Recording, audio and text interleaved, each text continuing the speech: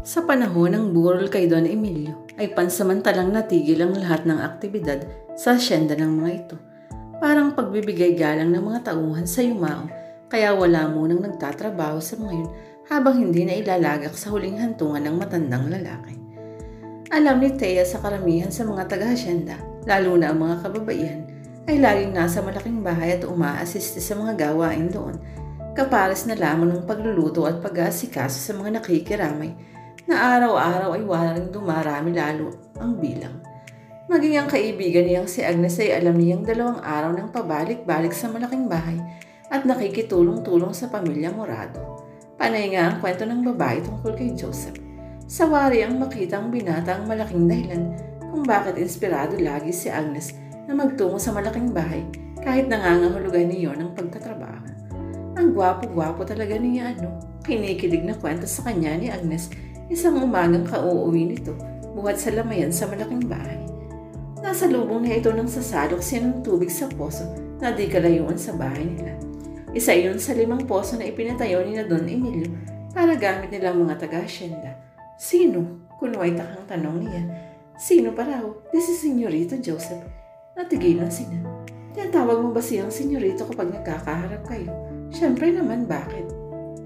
Inisip niya kung dapat ikwento kay Agnes na siya ay sinaway ng binata sa paghuho rito at sa pagtawag ng Senyorito. Nang maiisip na baka hindi siya tigilan ng panudyo ng kaibigan na kailan na lamang siya. Wala, aniya. Ako kasi nalilito kung anong dapat itawag sa kanya. Parang alangan ng Senyorito, pero alangan din ang Don. Pinagsalikop ni Agnes sa mga kamay na waring nangangarap. Hay, kung kapares siguro niyang mapapangasawa ko, pwede na akong mamatay. Sira, natatawang sabi niya. Ang bait-bait pa niya. Palagay ko walang problema kapag siya ng amo natin. Ano bang nahihimgingan mo ron? Siya na ngang mamamahala sa bukirin nila? Oo yata. Narinig ko lang nung minsang mapatikit ako habang nagkukwentuhan sila ni Doris. Kunwari binigyan ko sila ng kape. Pero gusto ko lang talagang matitigan ng matagal ang senyorito sa Joseph. Bumalik ilo rin si Doris. Anong bumalik? Nakasimangot na sabi ni Agnes.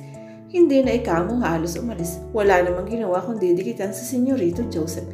Palagay ko hindi naman talaga gustong makiramay ng alembong na yun Halatang gusto lang magpa-charming kay Senyorito. Waring may kumirot sa dibdib niya. Maging kasintamis pa rin kaya ng dati ang pangarap niya kapag may Doris na si Joseph. Kapag nagkatuluyan ang dalawa at naging asawa ni Doris ang tanging lalaking minahal niya. O loko niya. Natatawang sabi ni Agnes na pumukaw sa pag-iisip niya. Di hindi na siya nakasingit nang dumating yung mga taga-Maynila. Sinong mga taga-Maynila? Maang natanong niya.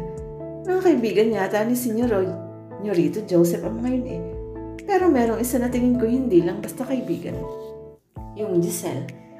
Ay Thea, ang ganda-ganda nun, saka ang sexy-sexy. Parang si Dina Bonneby. Kaya lang parang si Dina rin sa pagkasuplada. Hindi gumiti sa aming mga taga-asyenda kahit kailan At sabi mo hindi na nakadikit si Doris kay Senyorito Joseph mula nang dumating yun. Aniyang damang-damang iba yung kalot sa dibdib. Hindi lamang pala si Doris ngayon ang pagsisilosa niya. Paano siyang makakadikit? Yung Giselle na yun ang lagi nang nasa tabi ng Senyorito Joseph. At parang may unawa na sila. Bisit nga si Doris Halatang halata. Maganda pa yung Giselle kay Doris, naisipan niyang itanong. Ay walang panama. Ang kinis-kinis pa ikamo, parang ang artista. At talagang sosyal, walang sinabi si Doris, siguring mayaman yun sa Maynila. Tiyak, naisip niya. Gano'n naman ang tipong posibleng ligawan at gawing nobya ni Joseph. Punta ka rin kasi ron para makita mo, sabi ni Agnes. Gusto ko nga rin makatulong dun kahit paano. Malungkot na sabi niya. Kaya lang alam mo naman ang kalagayan ng itay. Itinatanong ka nga ni Doña Cecilia Sabi ko naman hindi mo nga maiwan ang itay mo. Pero sinabi ko yung pinasasabi mo na sa libing ni Don Emilio ay babalik ka. Sigurado yun.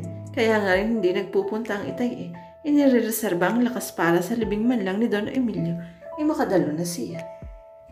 O sige, pagtatapos ni Agnes sa usapan nila, sumalo ka na ng tubig at ako na may matutulog muna kahit paano. Babalik pa ako mamaya sa malaking bahay Sige, magkita lang tayo ron bukas. Tumango si Agnes at naghiwalay na siya. Matagal na siyang nanatili sa kinatatayuan, hatid ng tingin ng kaibigan. Naisip niya, hindi na siya biniro man lamang ni Agnes tungkol kay Joseph. Marahil sa nakitang klase ng babae na dumating at umaktong nobyo ng binata. Iginib up na rin ni Agnes ang ilusyon na posible siyang magustuhan ni Joseph. At kahit alam niya ang iyon lamang talagang dapat gawin ng kaibigan, hindi pa rin siya maligaya sa kalamang dati ito ang buong-buong pag-asang may mapapansin man lang si Joseph na taga-hasyenda. Pero ngayon ay natauhan na rin si Agnes sa katotohanan. Parang nagbistulang piyesta sa Labrador nang sumapit ang araw ni Lipik ni Don Emilio. May 2 banda ng musiko na inupahan ang pamilya para maghatid sa labi ng yumao. Pagkarami-raming tao sa loob at labas ng bakuran, umaga pa lamang ng araw na yun. Nangakahaling naman sa inupahan ng pamilya ang mga sasakyan na makikipaglibing.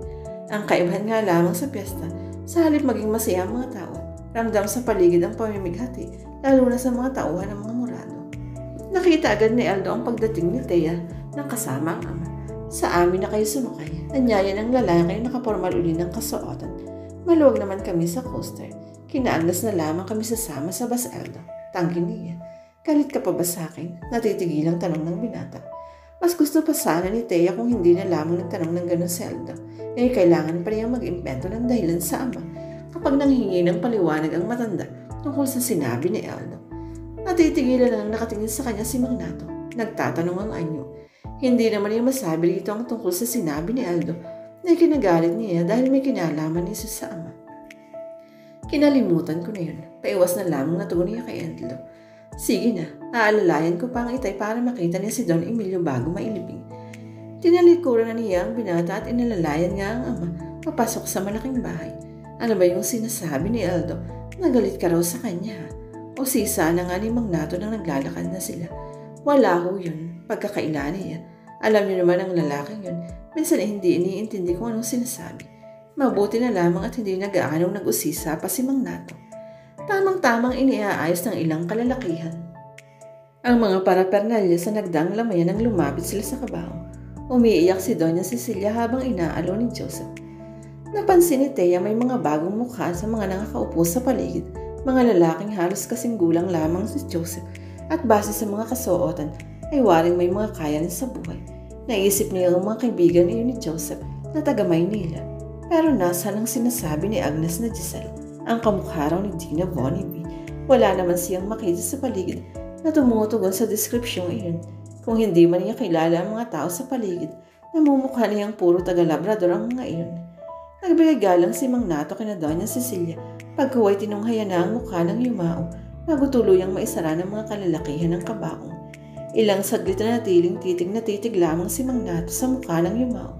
Kaya inakala ni Thea na umuusal ng dalangin ng ama. Maya-maya may pinahid sa sulok ng mga mata si Mang Nato at bumaling na kina Doña Cecilia. Mauuna na ho kami sa mga sasakyan. Pagpapaalam nito. Kung gusto niyo sa maaari kayong sumabay sa amin. Ani Joseph, nakapangako na ako kina Agnes na sa kanila kami sasabay. Pakili ni Thea sa pangambang pumayag ang ama. Tinanggihan na niya si Aldo at hindi magandang lalabas kung ang panyaya ni Joseph ang pagbibigyan nila. Hindi naman nagpilit si Joseph at tumango na lamang.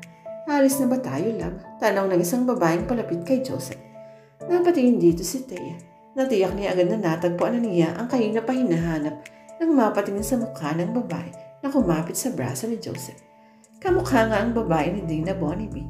Baka nga mas maganda pa ito sa ibang anggulo. Mas sexy. May kumarot ulit sa dibdib niya. Gusto na nga niyang pagalitan ng sarili. Hindi tinitiyak kung patay mali siyang naging aksyon ni Joseph nang bawiin ang brasong hinawakan ng babae o talagang ginawa yun ng binata para yung pakilala silang mag-ama. Si Mang Nato ang anak niyang si Thea Giselle. Anito, mga kawaksi namin sila sa asyenda. Parang hindi gaanong interesadong sinulyapan sila ng babae pero nang dumako ang tingin kay Thea ay waring bahagyang umangat ang kilay at tila nanuri ang tingin. Si Giselle, sabi uli ni Joseph, kapatid siya ng isa kong barkada sa Maynila. May nilingaw si Joseph sa mga lalaking nakaupo na waring iyon ang tinutukoy. Bahagyang sumimangot si Giselle. Waring hindi ikinasi ang kakulangan ng pagpapaliwanag ni Joseph. I'm his fiancé, mataray na sabi ito. Pagkasabi niyo itinuputok ng babae ang bibig. Oh, I'm sorry. Anitong kay Joseph tumingin na tila humihingi ng paumin. Baka hindi nila alam ang ibig sabihin. Nang nakaramdam ng pamumula ng pisngi si Thea kaya biglang napasagot. Marunong naman kami ng konting English. Matigas na sabi niya. Alam ko ang ibig sabihin ng fiancé. Tumingin uli sa kanya si Giselle. Matalim, waring nananadya. Nanghahamon kung talaga bang alam niya ang katagang iyon o nambabluff lamang siya, nagkukunwari. Dapat siguro kumilos na tayo. Ani Joseph na waring na magitan sa napipintong pagkakainitan ni Giselle. Nilalakad na ang libing. Tinungo na nila ng amang sasakyang kinaroroonan ni Agnes at ng pamilya nito. Ano ba yung nag-apuhap si Magnato ng sasabihin niya? Alam niya ang tungkol sa sinabi ni Giselle kanina ang gustong itanong ng ama. Fiancé ho. Puno niya sa gusto nitong sabihin. Oo nga.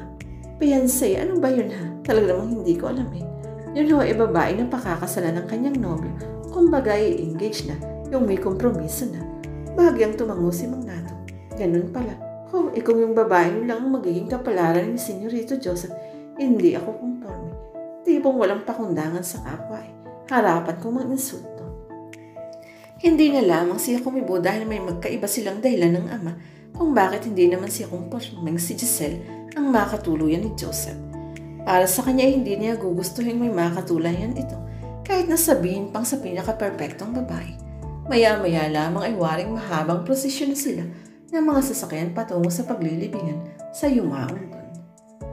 2 beses sinimatay si Doña Cecilia ng inililibing ang asawa. Unay sa simbahan kung saan ginanap ang misa para sa yumae. Ikalawa ay sa sementeryo nang ipinapasok ng kabaong ni Don Emilio sa paglilibingan dito. Hindi na pinayagan ni Joseph na matagal pa ang ina. Ilalalayan na ito patungo sa sasakyan at inuuwi na. Si Natea ay hindi na rin gaano nagtagal dahil inatake na naman si Magnato ng ubo nito. Pagkaukol ang dalagas ng maikling panalangin para sa kaluluwa ng yumao, ay hinanap na niya sina Agnes at niyaya ng pamilya nito na umuwi na sila. Sa dating sinakyan kasi sila lumulan. Ngayong wala na si Don Emilio, hindi tayo nakatitiyak kung ano ang mababago sa pamamalakad sa asyenda. Anang ina ni Agnes na si Aling Marta nang tumatakbo na ang sasakyan. Ngayong napakabait sa atin ang matandang Morado. Mang ruming na ama naman ni Agnes, pabahay tayo, palupa, paaral ang mga anak natin bukod sa sweldo. Sana'y walang baguhin doon si Senyorito Joseph. Kay Senyorito Joseph ay walang problema sa tingin ko. Mukha nang mabait din siya. Ang problema ay kung sakaling magkaasawa siya. At kung doon sa babaeng taga Maynila na laging nakadikit sa kanya kahina, tingin ko'y napakasuplada at matapobre niyon eh. Kung makatingin sa ating mga taga-Sensya, ay parang nandidiri. Hindi ka nakikibasabad si Thea. Kakatuwang ang pinoproblema ng mga karap ay ang magiging pagbabago sa palakad ng asyenda kung sakali pero siya ay iba. Mas mabigat sa isipin niya yung paksa ni Mang Ruming na magkakaasawa si Joseph. Ngayon pa lamang, parang may isang bahagi na sa katauhan niya ang namamatay.